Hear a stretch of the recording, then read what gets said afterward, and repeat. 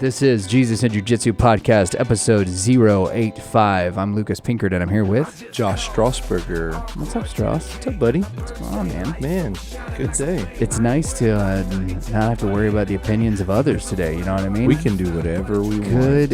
And it's so refreshing just to be on here with the other most brilliant Norse that we have on this crew of... Am I the only? However, I think you're the only. That's okay. I'll take it. Nordic person. That's in there. Isaac is decidedly not Nordic. Decidedly. Yeah, but he's got his own heritage of conquest. I guess that he that's gets to cool. fall back on. I guess that's cool if you're into that cool stuff. Yeah, but when's the last time we were on a pod together? Like it's been months. Yeah. That's weird. It's good to see your face. It's good to be seen. It's freshly shorn. Yeah, yours is too. And It was funny. Justin and I were in that little lobby area having a conversation, and this angry... Oh, you're talking about at the muster, and there was this angry looking dude with the beanie on walking through. It was 4:30 in the morning. Of course I was angry. I know, and it was cold. Yeah, it was. Somebody told Texas it was October, and I'm not excited about it. I think Justin said something like, yeah, he needs to do better at that, and then we just hear, yeah, he definitely needs to do better at that. We both look, and we're like, what? And then I recognized your voice, and I was like, oh. So that was the first time I'd seen your little video. That was the big reveal. I'd seen your little video, but that didn't, in person. Yeah, it's a different story. Yeah, Leif did not read. JP went to introduce me, and he was like, this is Lucas. And he's like, Lucas? Like the guy that does your podcast? I was like, and he's like, what? And he's like, I didn't recognize you. Yeah. When I think we were in Orlando. This was last year. Mm-hmm. And when I first started doing stuff, I had a beard. But when I would go to FTXs and musters, I would just trim it real short. So I was still clean cut. And I think it was about the Orlando muster. I started just keeping it clean. So it was gone. Yeah. And he came into the team dinner, and he was walking around, shaking hands, hugging everybody. And he went past me.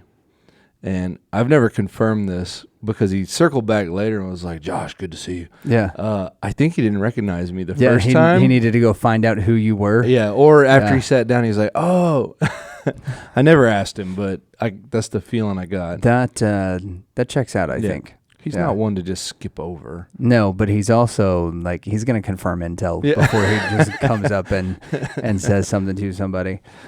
So, my training has been like zero, and I've found out a couple of weeks ago that one of the affiliate gyms that we've got over here, and that's like 3 minutes from my office, has some afternoon classes. It's hard for me because of the flow of traffic. It's hard for me to make it to the noon classes at 555, but we've got Jiu-Jitsu techs got at 11 o'clock, which kind of fits like right into that window that I needed. Yep. So I'm thinking I'm going to kickstart the training back up this week, which I'm pretty stoked about. Let's go.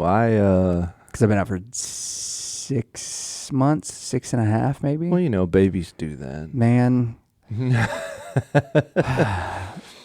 You don't... It's a fine line, but you don't want to be you want to prioritize jiu-jitsu, but you don't want to be the guy that's like, hey, have fun with the new baby and the toddler. Yeah. I'm out for... So this was a weird thing because I did 75 hard, but like we finished it last week. And oh, that's right. We have questions. So I did 2.5 months of 75 hard during the first 6 months of the baby's life. Yeah. Right. So the way that we worked it out is essentially, it was one of those weird deals where like I thought in the planning phase for 75 hard, like I'll do jiu-jitsu as one of my workouts. Right. That'll be easy. But the class times are all in the wrong spots for me to have made the indoor and outdoor workouts for 75 hard work. Right. For our schedule, right? I'm sure like for other people they work perfect, but for where we were at, it wasn't it. So Kirsten needs help in the morning. Right. She's at the time we started, she had a 2-month-old or a 2-year-old and a 3-month-old. Right. So needs that little boost early in the morning to help with breakfast and getting everybody woke up and all that stuff. So, my go to the gym time was 5 a.m. Yeah. So it was like 4:40. I'm up at the gym at 5, workout, home by 6:30, so that I can, rinse, change clothes, and then wake up Levi at 7, and then I'm cooking breakfast. Right. So that I'm out of the house by 8:15. Right. So you're still on time, but you've helped. Right. Yeah. So, and shuffling all of that stuff, and then the outdoor workout kind of came whenever I could get it, but it forced the outdoor workout then. Right. Because if I wanted any gym time, the only time I could get like in the gym time was that window in the morning. And then the other workout that I did during the day had to be an outdoor. So there were a lot of times where I was like, oh, I could do jiu-jitsu as my second workout. I was like, no, it's got to freaking be outside. Mm-hmm. So it never became the second one. Like there was just with the way you would have had a third workout and less time. Yeah, and there were some days, especially when we started training for this run, where I opted to just do a third workout. Yeah. I was going to do just like a 20-minute run in the middle of the day just because I knew I had to get the run in. But also, okay, that was going to be outside. It wasn't going to be 45 minutes, so I knew it wouldn't count as one of my workouts. And it meant that, we had to figure something else out. So there were a lot of times where we went for a family walk in the evening, which was great. But at the beginning of 75 Hard, it was too hot. Right. It was 108 degrees at 7 p.m. And so we, that's bedtime. So if we were going to do something outside with the kids, it was in this window in the morning when she had them, and I wasn't around. Yeah. So those days became like everybody goes to bed and then dad gets out on the bike. Right. When it's 95 degrees outside. 95, but and the sun's down. Yeah. So, I did a lot of those. Dude, it was balancing those things out was a challenge. Did you ever? I'm always curious about this because the first time I did it, I was successful. Mm-hmm. The second time I did it, I tapped out after 50 days. 5-0? Yeah. Yeah. You're like, man, that's so close. It might have been a little over 50. But I remember thinking the first time there was no way I wasn't going to do it. Right. Like my mind was, there were days that sucked, and it was just poor time management. Again, I didn't have a newborn. But, man, the second time I started it, like within 2 weeks, my brain was like, why are you doing this? You've already done it. You don't have to do this. It was definitely different. So I want to do it a third time at some point and see. Give me a couple of years and I'll maybe hit it. Okay. I am still considering doing like the live hard thing, mm-hmm. like working that whole deal out, but I don't know. There were certainly times where it felt like it was pointless to be doing. Right. And that is because I feel like that's the question you're asking is that the case? And yes, 100%, especially so Kirsten, with this, I guess, it's not really the pregnancy with our second kiddo. She's gotten mastitis a couple of times, which is from the description of it, it's awful. And from everything I can gather, it's awful. Yeah. So, yes. So I'm trying to figure out like, all right, how do I help out with this, that, and the other thing? Like, she's not doing really well, and so she is, going to bed feeling awful. Our 2-year-old is asleep, but he's pretty restless, and I'm like, okay, it's 11 o'clock. I've got to be up at 4:30 because I know that's my time I can go to the gym tomorrow. I still have to do my outdoor workout. Like, yeah. At what point am I prioritizing this stupid challenge over like my own health and the, and the welfare of the fam? Right, so, right. That's where we talk a lot about like being in alignment with your spouse. Yeah. Where Kirsten was like, listen, if it was day 10, I would be like, hey, we're going to start over in 2 weeks. I'll load you up on banana bread and, blueberry pancakes, and we'll roll. Yeah. But when we were 50 or 60 days into it, she was like, no, go work out. Like, if there's an emergency, like I'll call you. But other than that, but you're this deep in it. Yeah. And I have to say that there was like it was there was a little bit of guilt associated with like going out and doing you're like, doing the workout. I shouldn't be doing this. Yeah, and so like on those days, what I would often do is instead of like taking the long, doing the 15-mile bike ride or whatever, that I would end up, I'd go like 3 miles out and then turn around and come back, and then was like making a pretty close loop. Yeah. So at any point, if something happened, I could get back home pretty quick. Yeah. Yeah. So. The kid and young family thing, that didn't affect me when I did it. Thankfully, I didn't have that. Yeah. It was typically just, because I tell you, the days that I was actually disciplined, which is kind of the point of it, and mentally strong, that I got up early and knocked out a workout right away. Right. Everything else was good. The days I didn't do that were the struggle days. And then there were days where I didn't do that, and there was something I had planned to do, which he says, he's like, don't stop living your life. Right. I remember my brother and I, we were going to go to a movie or something, and I had a busy day. I did not get up early and get a workout in, so I had everything else was pretty much checked off, making it through, but I had 2 workouts, and we went to like a 9:00 movie or something. So I got home, did an outdoor workout, made some coffee, because you have to put 3 hours in between those. Yeah, so that was a weird. So that was a weird rule. It's 3 hours in between them, and they all have to be done before you go to bed. So you can like stay up as late as you want to extend it. You ruin the next day. Yeah, potentially. You set yourself up for a tough next day. Yeah. But so I was looking at the 3-hour rule. The 3-hour rule came in later. Did it? So he doesn't enforce the 3-hour rule until phase 1. Like we always abided by it because, after reading the book on mental toughness, it's the 75 Hard book is the center section of that book. Right. So he sets the 3-hour rule, and I went back and looked at it, and I was talking to JP about this, and he was like, yeah, it's something he had to go back and set afterwards because so many people were doing like, you can just knock that hour and have a workout. Grab lunch, and then go. And he was like, then it had to be separated. And so then where people were separating it by like 30 minutes, right, and not actually like ever leaving the gym or doing whatever. And so then he made it 3 hours. Yeah. I was like, okay. I mean, it makes sense, but but it's like progressive too. Yeah. Yeah.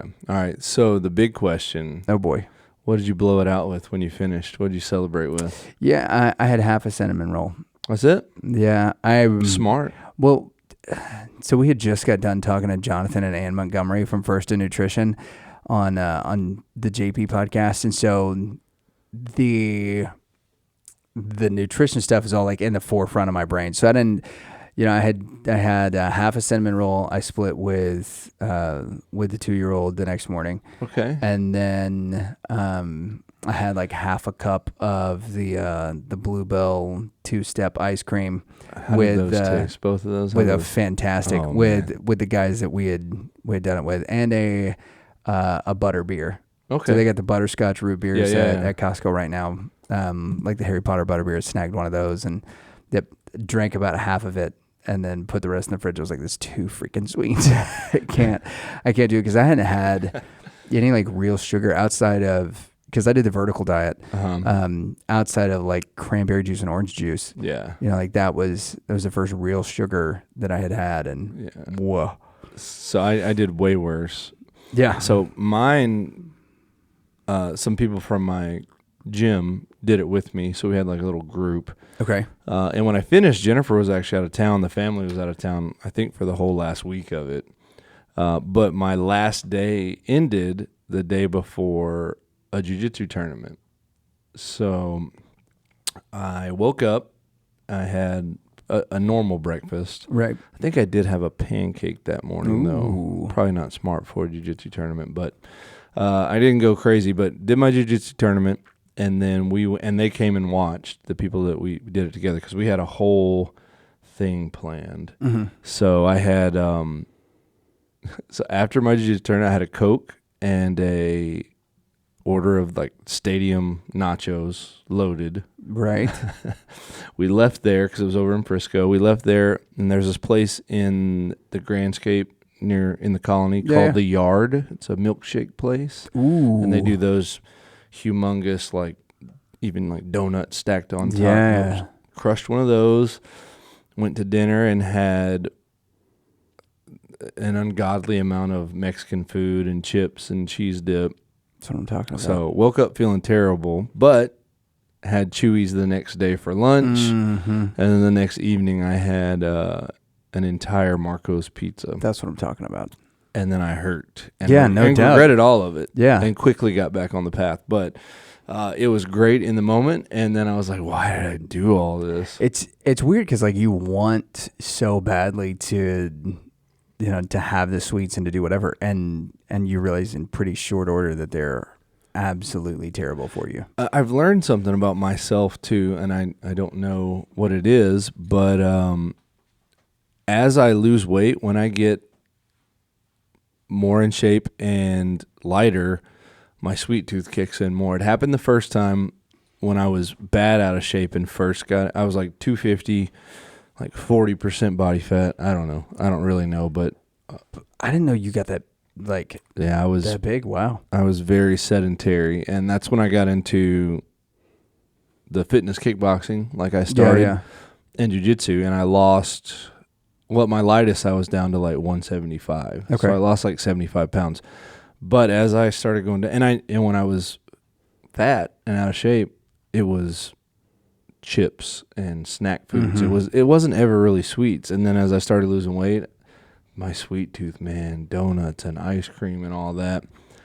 This time I'm down 30 pounds and it's the same thing. I want sweets bad. It was strange to me because I got that way this time, and I had never really had that experience before when I was dieting.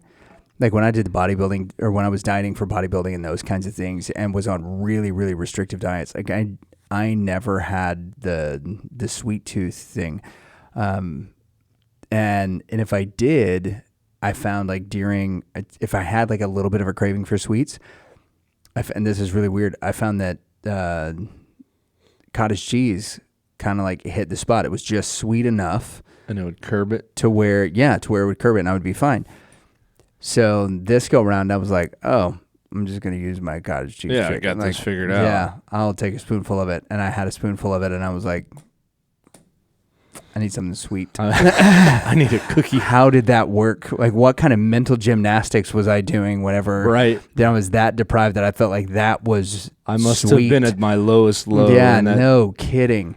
Mine this time around, which Jennifer laughed at me because I've been eating pretty clean and healthy, but I'll come home with like a Coke Zero and she's like, that's not good for you. I said, I'm not drinking it because I think it's healthy. I'm drinking it because if I drink this, that's like my sweet thing. Yeah. And there's no calorie. And I'm trying to keep it in my macros. So maybe it's poison, but that keeps me from eating candy. I think towards the end, that's what the hydrates became for me. Oh yeah. Oh, they are pretty. They weren't out when I did 75 hours. Yeah, but they're really sweet. Yeah. And so they kind of scratched that itch. Ooh, that's smart. It was I keep one in the fridge in the office and just kind of nurse it throughout the day or whatever. But yeah, and Jen like cooks sweets and stuff. She can bake really well. Yeah. Kirsten has started this. Yeah. And so she made a banana bread. I like good banana bread. And I got to have none of it. And then she made a chocolate chip pumpkin bread. And that one, I was like, I'm going to try a bite. She's like, can you? I was like, the thing says no cheat meals. Right. Right? No processed food, no fast food, no junk food. Right. So, yes. I'm going to have a bite. I'm not going to like indulge just because I want to try it because I know I'm not going to get to. I tried it and I was like, oh, I would have had that whole. I would have ate this. I would have ate that whole loaf of bread. Yep. Man, yeah. She does pumpkin bread too. Man, that with a cup of coffee, bro. I could just go. I could do that right now. Oh, so we got a new thing at our house. A friend of mine years ago found he was at like a Linens and Things or a Bed Bath & Beyond or someplace like that, and he found this countertop espresso maker. Ooh. And it's an Italian like full on countertop latte and espresso maker, and it was missing a bunch of pieces, so he bought it for like $200 because like he's always really wanted one. He started trying to use it, didn't know how to use it, had never really made coffee at home before, bit off more than he could chew, and it just sat on the counter, and then it moved to the garage, and so he gave it to us. So it turns out it's like an $1,800 countertop. It's a nice it's one. Super nice. And then Lucas found the missing pieces. So the missing pieces were only like $40, but you had to know, like you had to do a little bit of research on what to find. So got them, and we've got some cappuccino cups now.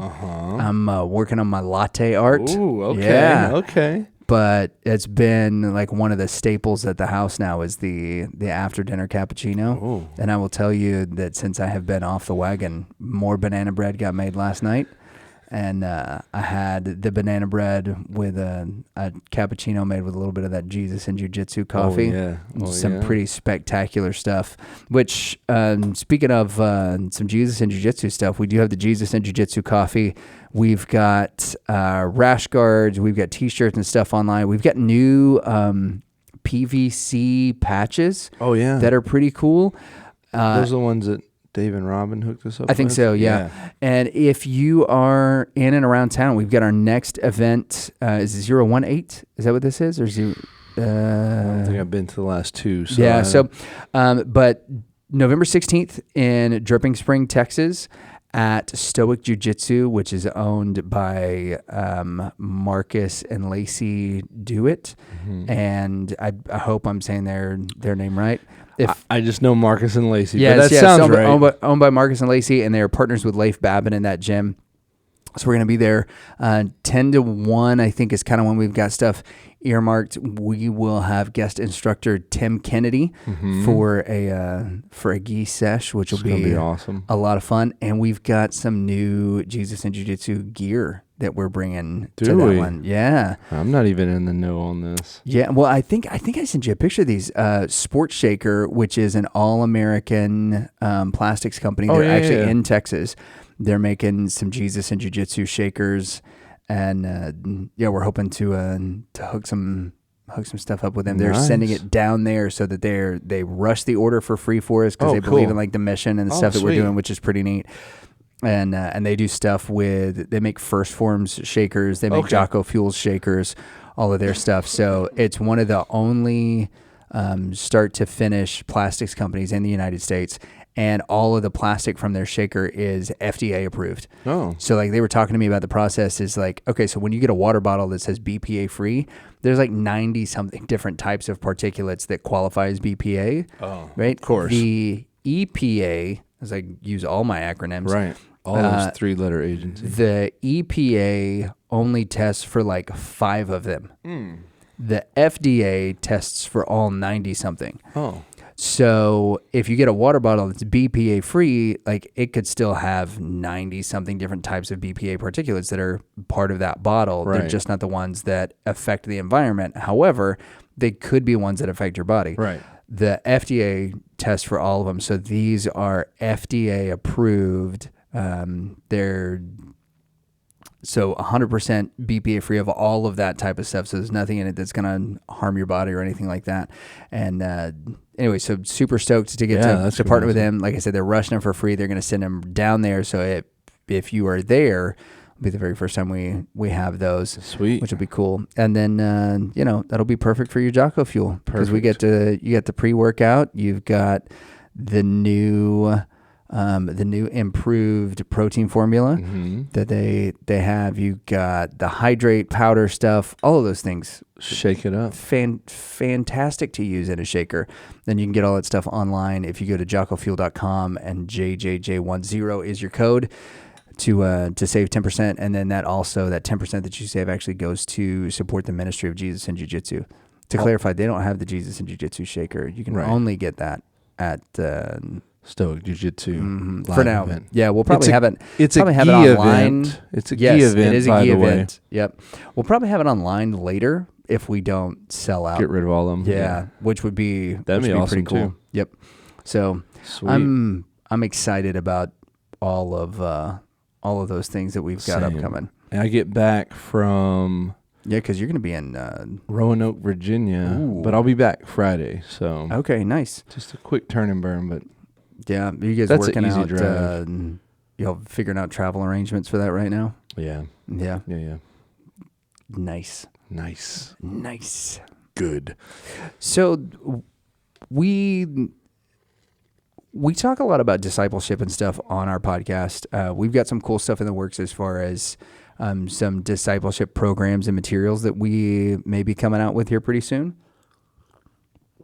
Isaac is working on a really neat project that I'm really excited about in regards to that. But one of the things that I think we almost anticipate that people know, or we expect that people know, is how to start discipleship conversations. Yeah. And this is one of the big challenges that we're having, really just within men in the church in general, if I can just generalize. Right. But also, like, our church has seen this, is that guys don't know how to talk to other guys about the Bible.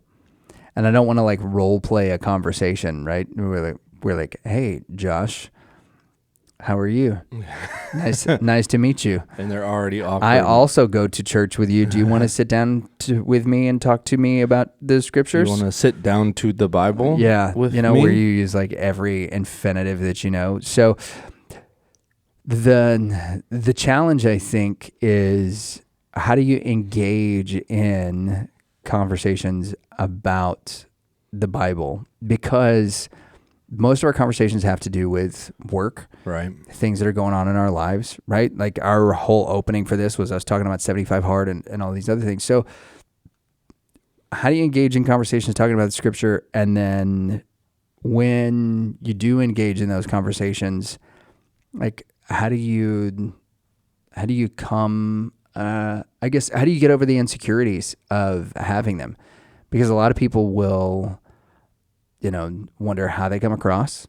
Mm-hmm. Am I coming across as smug? Like, this is the one that I have to look out for. Is there's a lot of stuff within the scriptures that I've studied. I'm not an expert by any stretch of the imagination, but I'm learning more and more every day. Part of it is because I'm my pastor for the word. Part of it is because of the gig, right? Right. As a pastor, that I'm supposed to know a lot of things. Like, I don't need to overwhelm everybody with the little bit of knowledge that I have on this one particular thing. I'm that's give you everything, and you're gonna think right? I'm so smart. Yeah. So I have to fight that, not because I have like this desire to be, the most intelligent or learned guy in the room, but because I know how overwhelming.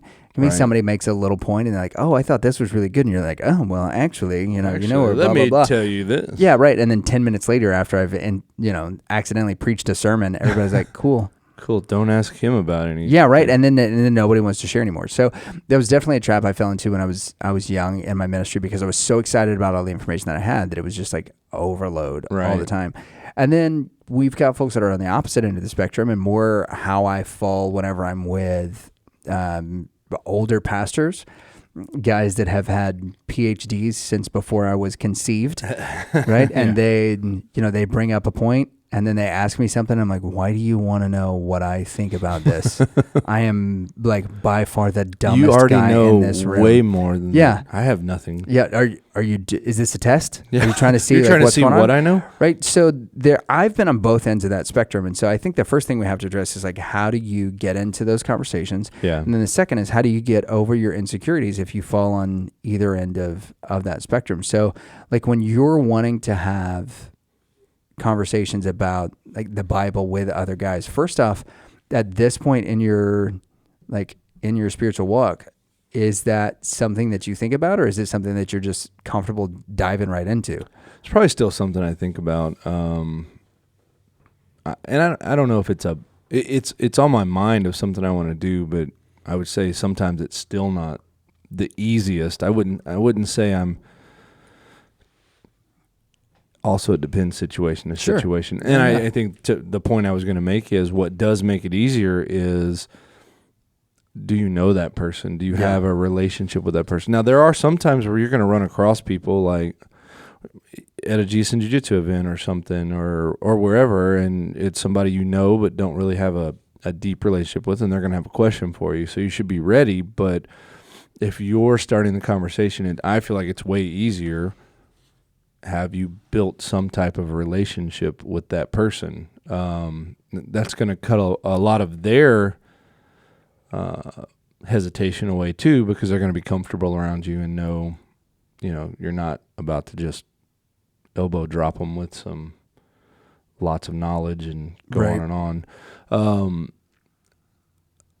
So yeah, it can still be for me, not uncomfortable. I don't know what the word is, but it can be delicate.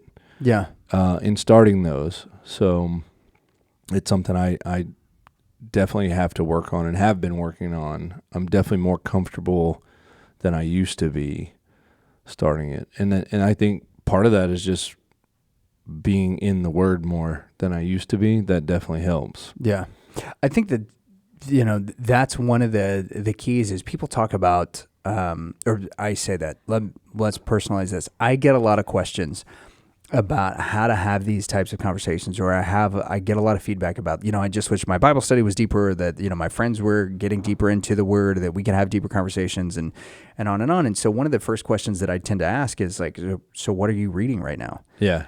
And when I get this feedback of like, oh, we're just not having these, tremendously deep scriptural conversations that I really want to have. And the answer to that question of like, what are you reading right now? A lot of times is nothing. Yeah, that's true. Like, like how many quiet times or how many times of study did you have this week? And it's met with kind of a blank stare. Yeah. It's like you can't expect to have deep biblical, scriptural, discipling conversations if you are bringing nothing to the table. Right. What you're essentially asking for is like, I want somebody to engage me in a biblical conversation or in a spiritual conversation, and for them to tell me everything that they've got going on that they've studied, and then I will critique it and give my feedback so that I can, and a lot of times that's unfortunately what it ends up being. And so I think you really hit the nail on the head. Is like the thing that we have to do at the beginning is make sure that we're in the Word. Right. And then, the second is like recognizing your relationship to the person. If I bring up my personal study with a member of my congregation, that's just like one of the guys in my congregation, it's their pastor talking to them about the Bible. Right. And so there's immediately, with the majority, not with all of them, but there's this immediate kind of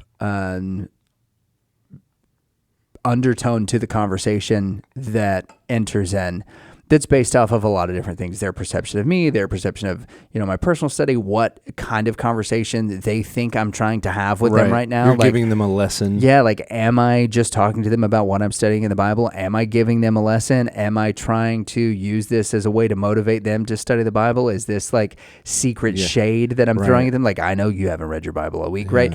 Like those. Now I'm digging at you. Yeah, right. Yeah. Like those types of things. But when I approach it with, and the reason I bring this up is because I've been experimenting with this. Okay.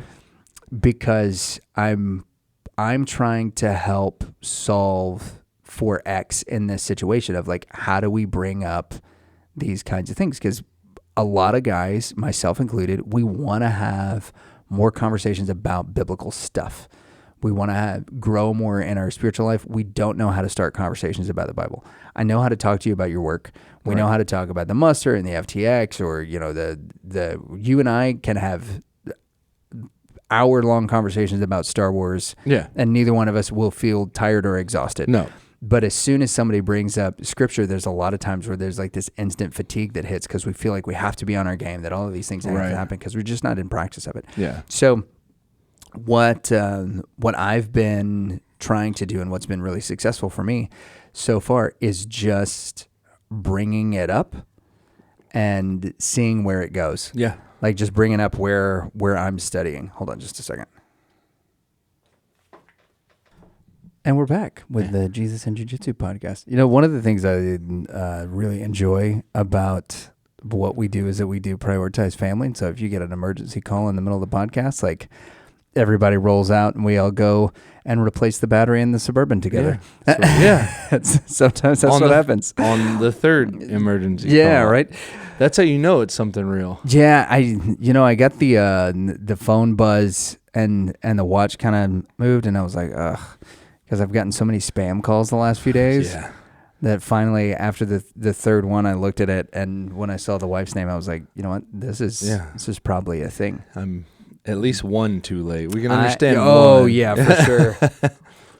But we're all good now. For sure. Yep. So one of the experiments that I've kind of been running is like, how do you bring these things up, right? Because it's being brought to my attention over and over again that these are really difficult conversations to have, and so. I tend to be a little bit more bold conversationally as like a hyper extrovert, that it doesn't bother me to, like, if something I do falls flat, I'm not worried by it. It doesn't fazed by it. No, it doesn't expend a lot of like relational capital for me to where I'm like, oh no, now they're gonna think that, you know, I'm dumb and nobody's gonna want to talk to me. No, I'm like, hey, on to the next thing, right? Like, all right, well, that didn't work.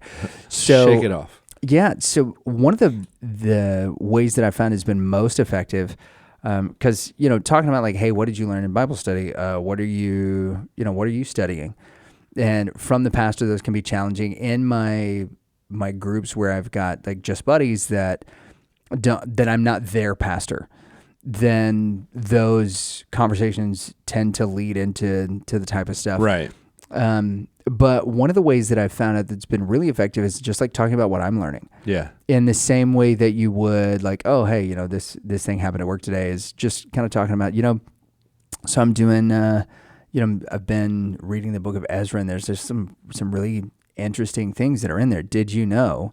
You know, and then just kind of, you know, starting off with that, or, you know, one of the things I realized, or, you know, God was really showing me X, Y, or Z. Like, that's a great way, like a good jumping off point into it. Right, to open the conversation. Right, but to what you were talking about before, we can't do that if we're not studying the Word ourselves. Right. You know, one of the really cool things that I've kind of come across, because we're in our Bible study at church, we're going through the book of Genesis. We just restarted we just started a new series of the Gospel Project. So we'll be in this for 3 years, and it kind of takes us from Genesis to Revelation over the course of 3 years. It's really cool.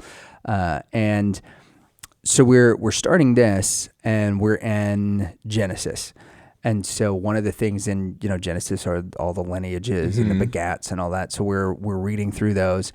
And when you get to the flood, Noah's got 3 sons, Shem, Ham, and Japheth. Mm-hmm. All of like the enemies of Israel, the Assyrians, the Babylonians, the Egyptians, the Canaanites, all from the line of Ham. Right. They're all from this one of the 3 sons of Noah. He's the one that brings up all of these others. And he's also the one that when, you know, Noah was drunk and naked, like, it's kind of vague as to what he did there, other than like he didn't cover Noah up. He may have abused him in some way, but he didn't cover Noah up, and he's kind of laughing about it. And then Shem and Japheth go and cover him up. But Ham has all of these things. Well, when, you know, fast forward to what I'm preaching on Sunday morning in the book of Ezra talks about how there were people who were intermarrying into these pagan families, and that those pagan families were then trying to get them to synchronize their like mysticism with, you know, the worship of the one true God. Right. And to make it close, but not. Right. Just enough to kind of keep everything from being right. And like, well, God doesn't really want you to do that. You know, the same kind of thing that we see the serpent say in the garden, right? Like, did God really say, really or does say he that, really, did he? you know, you won't really actually die if X, Y, Z happens. And so, but all of those people that it lists are all from the line of Ham. From one. Right. And so like, it's so interesting to kind of connect those dots. So I'm sitting at lunch with my dad, and we're talking. And so we talk about that a little bit. And I was like, you know, I just didn't realize that all of these things. And then, you know, he's got years more study on this. And he was like, yeah, and if you go to like this area, it's the same thing. And so we were able to just kind of pick up in that conversation and go. Right. There was some folks that we were talking to about whether or not extreme ownership is a biblical principle. And we were looking at, you know, where some things enter in, and we looked at the 5 parts of ownership is, you know, identify figure out what the problem is, find out what the consequences are, take ownership, find the solution, and then take action, right? So those like your 5 things. Well, if you look at so many of the prayers of lamentations that people have, particularly again, like in the book of Ezra, in Ezra 9 and 10, like that's what happens. Yeah. Is he goes and he identifies the problem. He talks about what the consequences have been in the past whenever they've done this exact same thing. He throws himself in and takes ownership of it because he's supposed to be one of the teachers and he obviously hasn't communicated well enough. Right. And then they figure out what the solution is going to be and they take action against it. And so it's just interesting how, so on the one hand, the conversations can start with, what are you reading? Right. This is what I've been reading. But on the other, you're studying the word, it can be about something that's totally different. Yeah. Like, oh, hey, this is what I was learning at the, Extreme Ownership Muster. Well, that's really interesting because like a lot of the concepts that you just laid out is actually how a lot of the prayers of, the priests and the prophets are laid out in the Old Testament. It kind of follows that same pattern. Right. So now we've entered into a totally different type of conversation. Right. But, I think the crux of it is, doing your own study. If a depth of relationship, a spiritual relationship, or having, conversations of spiritual depth, if that's part of it, you have to be doing your own study. You can't anticipate somebody else is going to bring something and that you're going to get to just like throw in your 2 cents and everybody's going to be good. Right. You have to do the work ahead of time or you're going to come in dry. Yeah. So, but I think also like you shouldn't be scared like you're not going to have all the right answers, because guess what? If a question comes up you don't know, you can just say, I don't know. Yeah. And then either y'all can look at it together, you can do some more study on your own, and the next time you come back, that's more talking points. Like, you're growing together. Right. Especially with discipleship. So I think that also goes in with the mindset, like you're not going in to preach to them or teach them. There's a level of that in discipleship, I guess. Right. But we're in the conversation we're talking about, like, you might come across something like, well, I don't really know about that. This is what I'm going to, and there the conversation goes, this is what I'm going to dive into next time I start reading. And we'll talk about it more next time we talk or whatever. Yeah, there have been a couple of times throughout my career as a pastor where somebody's been like, hey, I think you mix these 2 things up. And the majority of the time, they're not like coming at me super hard. They're just like mentioning things to me. And, one of the ones for me, and I don't know why, I always say that Isaac goes to sacrifice Abraham every time. Like the kid is the one that's doing it. And it's just, I don't know why, it's just one of those weird like dyslexic brain things where that gets mixed up.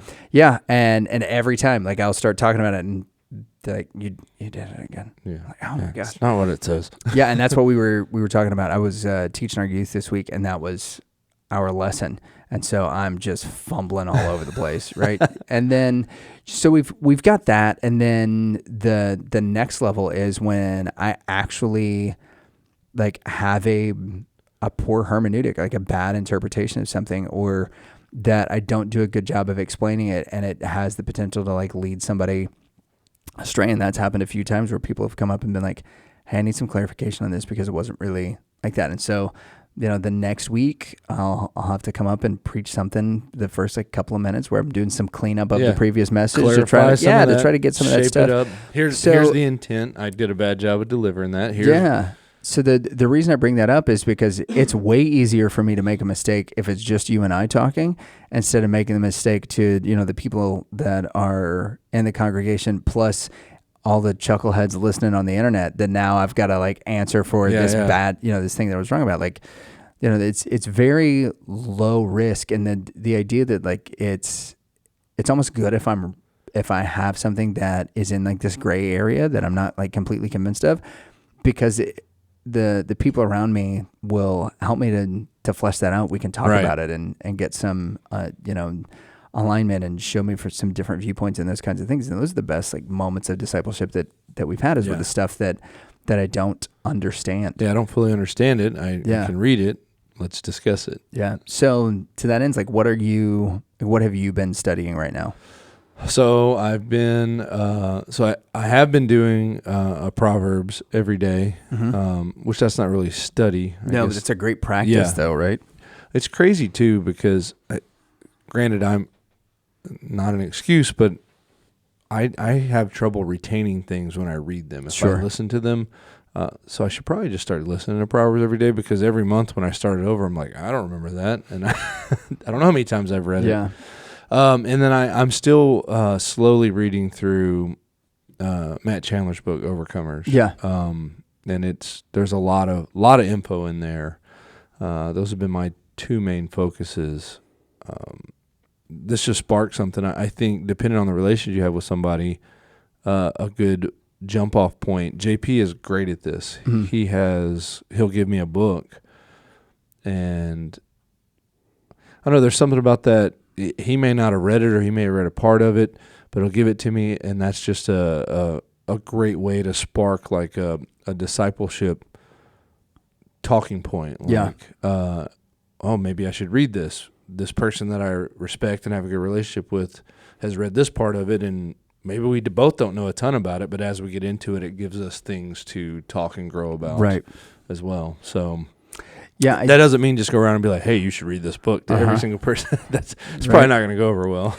No, it may not, but there are some things. I mean, there are a few books that I've given away close to 24 copies of, probably. Yeah. And I would think there are 3 books that are in that category. One is Spiritual Leadership by J. Oswald Sanders. Okay. Which we've talked about before. We did an episode on spiritual ambition versus personal ambition. Comes from the first chapter of that book. And that one, that's really the first book that I bought and started like keeping copies on hand with the intent to give them away. To give to people, yeah. Yeah. The second one is Killing Jesus by Stephen Mansfield. You've mentioned that a few times. Yeah, I need to read that. It's so good. And, you know, he wrote Mansfield's Book of Manly Men. Right. And that's part of a triad of books that he has. Mansfield's Book of Manly Men, Band of Brothers, and then Man on Fire, which kind of takes you to what does it mean to be a manly man? How do you build your band of brothers is the second one. And then the third is that, okay, so now that you have a good gauge for manliness, now that you've built a community of men, of good men and great men around you, how do you now go and, use what you guys have learned and what you have built to go affect your community positively? Right. It's phenomenal. It's something that... And practical. Yeah, and for him, it's something that he has seen happen in his church community. Right. He went to a lot of culturally diverse churches, and there was one in particular. He tells the story of this guy who new leadership comes in, if I remember right, and they kind of do away with this guy's ministry, and so he sort of like walks away from the church. And as that happens, like all these guys start camping out in his front yard. Like, he won't answer the door for him or anything, but these are the guys that like his ministry affected them positively. They know that he's hurting, but also that like he's kind of pouting a little bit. Right. And so there were like, I think by the end of it, there's 100-something dudes that are taking shifts, like sleeping in tents in this guy's front yard. Like the cops come and the cops are like, hey, is everything okay? Like the neighbor called, and they're like, yeah, this is one of our church leaders who's in there and he's pouting, and we just want him to know that like we love him, we support him, we're here for him. And so the cop went and knocked on the door, and he answered the door, and he was like, I just want you to know what's going on out here. Like, is everything okay? And he's like, yeah, they can be in my yard. Like, all right. And it was the first time that they had seen him in days, right? Because he's like not, he's going in the back door, or, out the back door, driving to work, and then, whatever. And so he like comes out and waves, and there's all these dudes in his front yard that are like cheering. They're like, yeah, there he is. He's there. But, it takes a while to build that type of community. But his book, Killing Jesus, is so great because it outlines in very plain terms, from a high level, like everything that happened throughout the course of the life of Jesus and how it got to the place that it did. And you mentioned some things on one of the podcasts that I had never even heard. So yeah, it was very. That one's fascinating. It's on my list. Yeah, and then extreme ownership is probably the third. Yeah, right? I've given that one away a lot. Yeah, but those are books that I keep copies of with the intent to give them away. Yeah, and when you have a knowledge of like what somebody's reading, but also if you're intentional whenever you hand them the book, because you're right. Like if I see you as a potential leader and I'm like, hey, just read this book. Yeah. Then and this will make you a better leader. This will read this book and you'll have a better understanding of like the life of Jesus or what it means to be a spiritual leader. You may read it, you may not. Most of the time it just gets thrown on the shelf, right? Right. But if you're intentional about it and like, hey, this is a book that had a tremendous impact on me. I normally like will write a little inscription or something in there right. and something encouraging, give it to him, and then give the follow-up call. Yeah. Right? Like, hey, have you gotten a chance to check it out yet? Let's talk. Yeah. And then talk about it some. Right, yeah, because it does the same thing. It sparks those kinds of conversations. Why do you think that it's so difficult sometimes for us as guys to start those conversations? I think there's a level of... I think there's a couple of facets to that. I think there is a level of ego, probably, whether you want to admit it or not, sure. because you want to have all the answers, and in these type of conversations, you don't. Yeah. No matter how well versed you are in it, there's probably something. Yeah. And then I think there's just a level of vulnerability talking about that. I know for me, it used to be much harder to talk about that because, and not in the sense of, oh, they're going to think I'm a weirdo because I'm talking about this type. Nothing like that. No, not like an embarrassment, but it's a vulnerable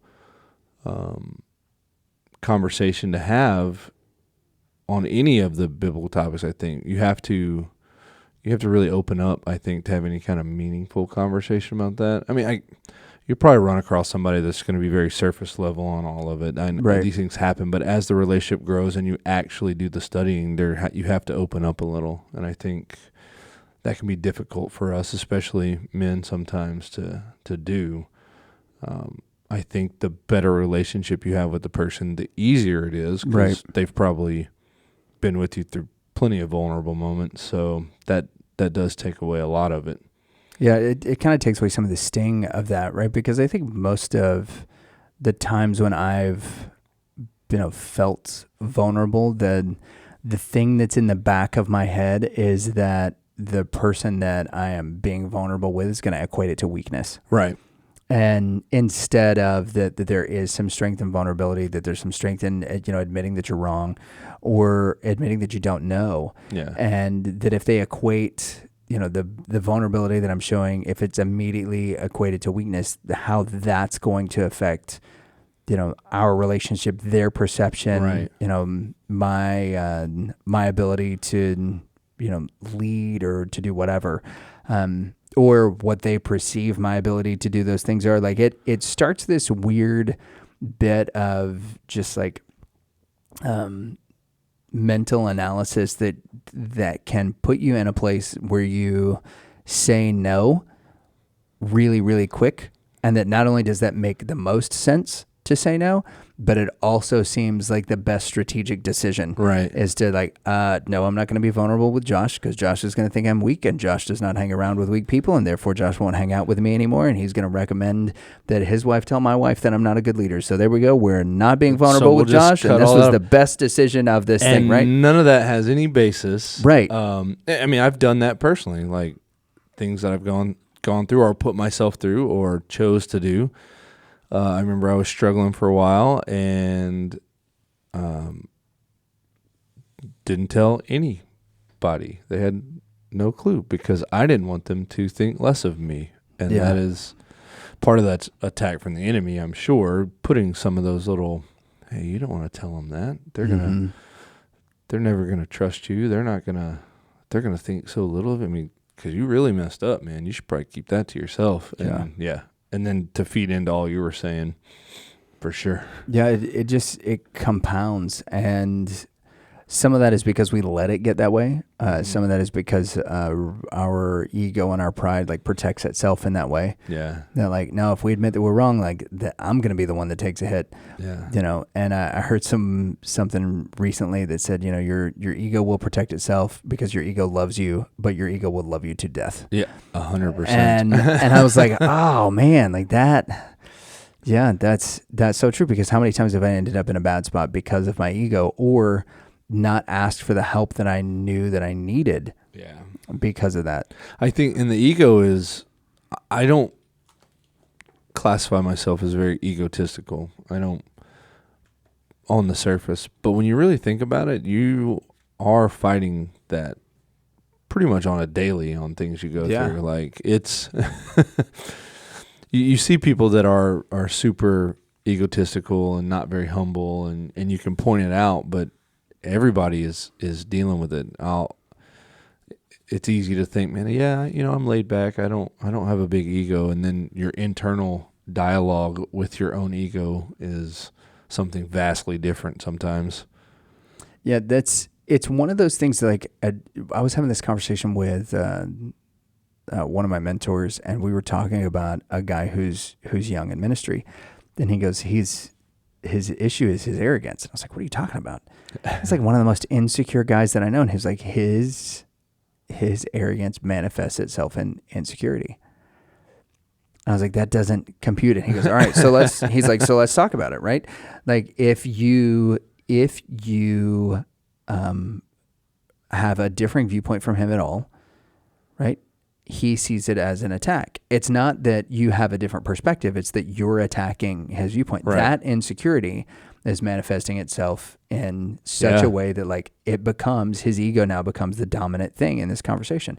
He can be really empathetic to people who are going through different trials and situations, but as soon as a situation involves him, he has no ability to empathize. Right. I mean, we've literally, like, we've watched this guy as people are, like, dealing with, you know, the loss of family members or relationship or whatever. And you want to talk about somebody who does a phenomenal and sincere, right? I don't want to pay this the wrong way, but a sincere job of, like, weeping with those who weep. Like, he feels all of that and is phenomenal. And it is very sincere. He's not, like, putting on airs or anything like that. As soon as he's inserted into the scenario, then he has an inability to do that for himself. Yeah. For, like, if in this situation, if I'm him and we have a conflict, even if I am definitely wrong, I can't see things from your viewpoint. Or if, let's say that I'm not. Let's just say that we have a different, like, if we're each trying to describe the camera that's in front of us, and you say, oh, well, mine has a little bit of red on the background. I would say, no, it doesn't. It has a lot of red on the background because I'm looking at the wall. Well, like, I'm seeing this area. Yeah. My perspective is different, but it doesn't matter to just him. Because, right, that he can only see it from this one thing. And so there was that was mixed into it. There was these insecurities, and one of the things that my mentor was talking about, he goes, the insecurities that we have are ways that our ego is protecting us from trying something that it might fail at. It's like, okay, so say that again. He goes, the way that insecurities typically manifest in our lives is that it is our ego that is protecting us from things that it might fail at.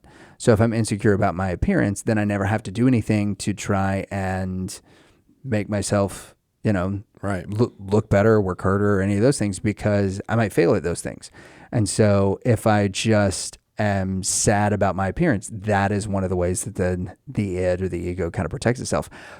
Never thought about that before. Right. And when we were talking about, when it comes to spiritual things in particular, these conversations that we have that open us up to vulnerabilities, that is oftentimes what I have noticed ever since that conversation happens, that's the case. Is it's I don't know enough, and so I'm gonna not engage, or I'm worried about what this person may think of me if I'm vulnerable, so I'm gonna not engage.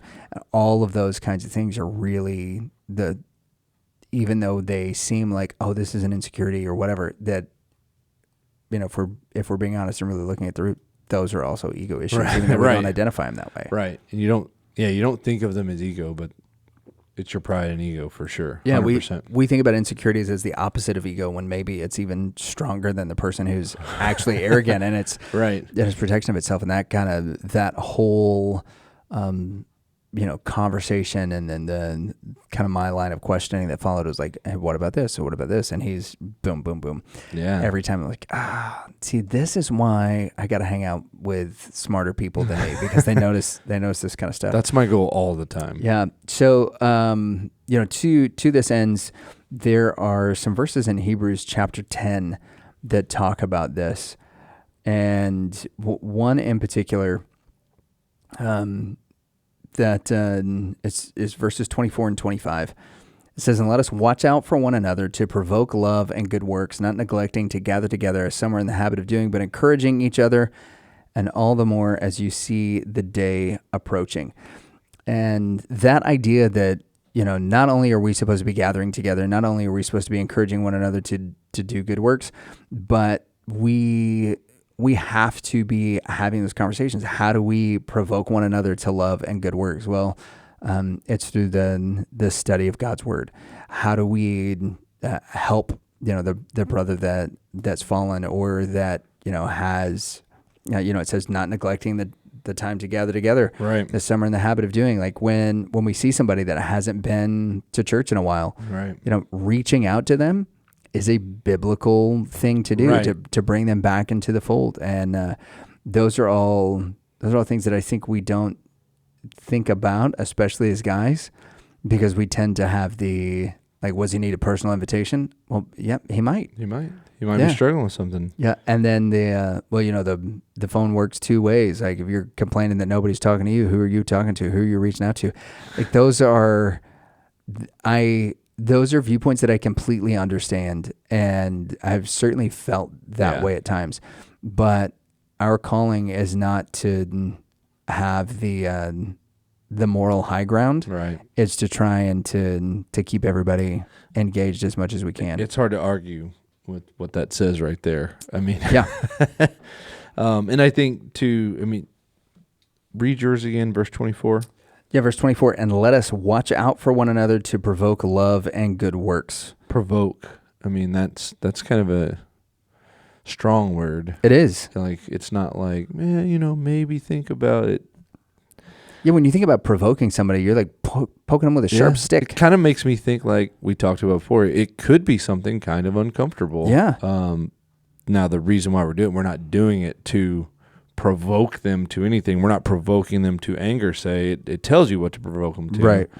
And I think that kind of ties right in with what we're talking about in the discipleship vein, and having those type of conversations about Scripture and stuff like that.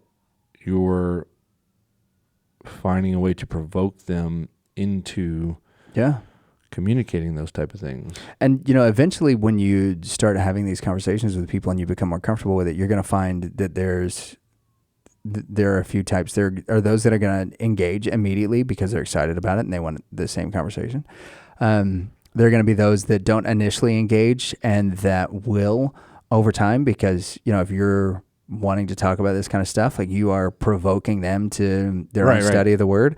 And then there is going to be the ones that are like, why are you talking to me about this? Even if they're a brother, right? And I'm talking like just specifically, obviously there are more of them more types of conversations if you're going outside of the faith and you're talking to non-believers and that kind of stuff. But for people that believe, like that's the third kind that you're going to get, is the guy that's like, hey, have you, where are you studying about? I'm not. Cool. So anyway, yeah, right, and they're and I think at that point, well, there's an intentional aggression there because there's a conviction that's related to it, right? And I think as you build that relationship, those things will probably come out. It might take some time, though. Yeah, and there is a wisdom in relational discernment to be like, oh, this is probably time to stop. Yeah. Right. And in those instances, what I found is like that, hey, I'm not cool. That, it might be 6 months down the road, it might be 2 years down the road, or, whatever. That I'll find that I come back to those people, and we'll be in conversation. They'll be like, oh, so I was studying this and this. I was like, oh, cool.